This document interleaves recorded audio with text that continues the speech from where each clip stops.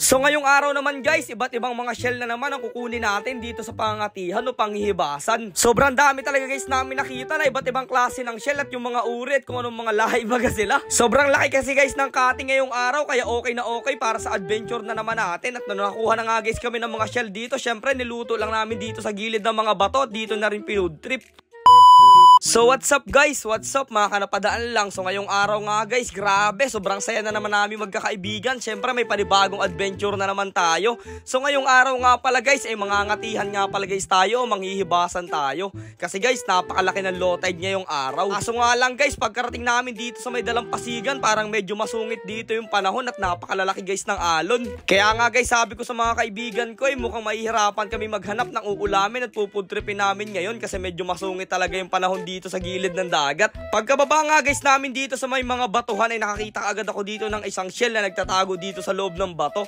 Ayan guys, hindi ko lang alam kung anong tawag yan pero mukhang masarap din naman. Sa mga viewers nga pala guys namin dyan na hindi pa nakapalo sa page namin ay mag-follow na kayo para lagi kayo guys updated sa mga nilalabas nating adventure at masasarap na food trip. At sa mga gusto rin nga pala guys magpa-shoutout dyan, paki-comment lang dyan sa baba sa comment section yung kung mga taga saan kayo para ma-shoutout na rin natin. May nakita rin nga pala guys kami dito na tinatawag namin sigay. Dalawang peraso nga pala guys yung nakita ko dito at masarap din niyang luyahan. Pag talaga guys tayo nangangatihan ay talagang kahit anong mga pwede natin mapakinabangan o ma-food trip dito ay kailangan talaga natin kunin. Pero medyo mag-iingat lang tayo kasi minsan ay may nakakalason o medyo nakakasakit makatinik dito ng mga shell. Habang naghahanap nga guys kami ng mga shell dito ay nakita ko dito nakadikit sa mga bato yung tinatawag namin guys na bruma. Hindi yan guys talaba, bruma yan. Pagkapunta ko naman guys dito sa may gilid sa may mga puno ay nakakita ko ng parang bunga ng mansana. Siguro guys ito yung kinain ni Snow White. Kaso nga lang guys parang hindi daw ito nakakain kaya hindi na rin namin susubukan. Pero sa nakakaalam naman dyan guys kung anong klase ng prutas yan ay paki-comment naman dyan sa comment section. Ayan, sa gilid lang ng dalampasigan ko nakita yun. Sobrang sungit na nga guys ng panahon dito sa puntong to kaya sabi ko sa mga kaibigan ko ay bilisan na guys namin ang pangunguha ng aming mga pwedeng kainin.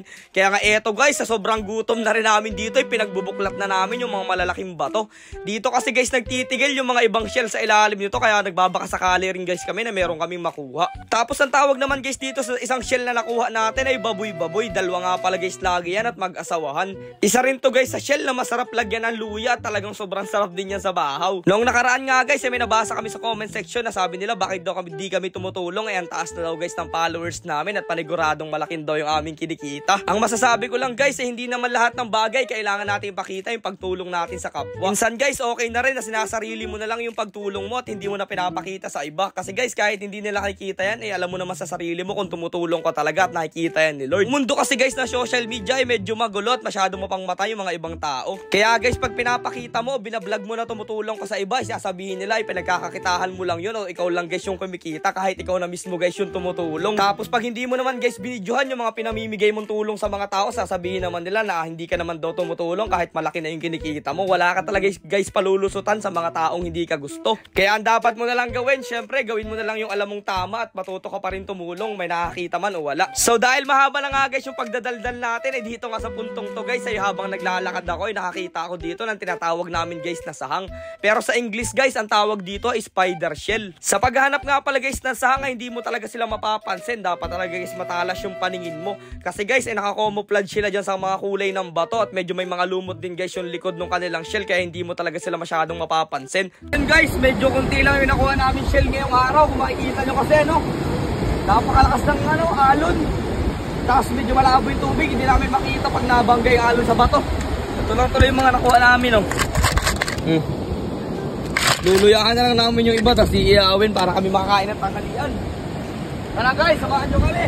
Let's go! Maya-maya nga lang guys, sabi ko sa mga kaibigan ko na okay na rin yung mga nakuha namin kasi baka abutan pa kami dito ng malakas na ulan. Medyo malayo pa naman guys yung pinuntahan at in-adventure natin ngayong araw wala tayong masisilungan. Sabi ko nga guys sa mga kaibigan ko doon na lang kami magluto sa may ilalim ng puno para medyo safe kami doon. Kaya nga nakasigurado na kami na mga pwede nating ipang ulam ngayon agad na rin kami pumunta dito sa may tabi. Kung mapapansin nyo guys doon sa likuran namin napakalalaki talaga ng mga alon. May pang ulam na nga pala guys kami. Ang isa na lang namin problema ay kung paano namin tululutuin. lutuin. Medyo basa kasi guys yung mga kahoy na nandito sa may dalampasigan. Pero sabi ko dati nga guys kami Boy Scout, kaya magagawan siguro namin yan ng paraan. Kaya ayun, syempre guys, agad na rin kami nagtulong-tulong dito para linisan at maghanap ng mga panggatong na gagamitan namin sa panghuli. Ito nga pala guys, mga shell na kuha natin, kailangan muna nating alisan ng mga buhangin para guys mamaya pag niluto natin ay masarap yung ating food trip. Tapos ayun, nagpasigana rin nga pala guys kami ng apoy dito para makapag-start na tayo ng pagluluto. At simpleng luto nga lang pala guys yung gagawin natin. Lalagyan lang natin ng luya yan, tapos saka natin lalagyan ng konting tubig at pwede na yun. Talagang laban na yan. Sa pagbablog nga pala guys namin na hindi laging masarap yung kain namin o yung aming food trip. Talaga minsan guys wala kaming nakukuha o konti lang yung aming pinagsasaluhan.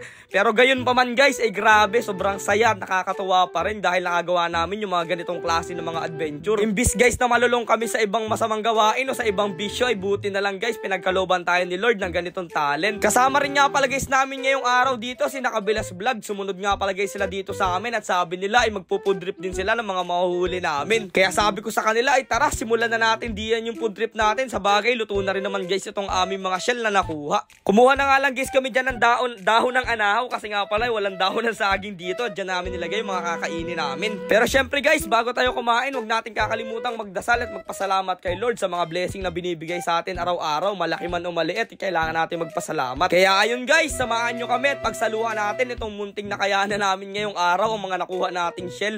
Pero kahit ganun pa man yan guys, masarap pa rin yung food trip natin dyan kasi pinaghirapan natin yan ating mga uulamin. Lubos po talaga kami nagpapasalamat sa mga followers at mga viewers namin na laging nanonood at nagsishare nitong mga video namin. Maraming salamat po sa walang sawang pagsuporta at panonood nyo lagi at pagsama sa mga adventure namin ginagawa. Patuloy nyo sana guys kami suportahan hanggang dulo at road to 1.6 million followers na po tayo. Maraming salamat sa inyong lahat. Kaya hanggang dito na lang muna guys. Kita-kits na lang ulit tayo bukas at sa mga susunod pang adventure.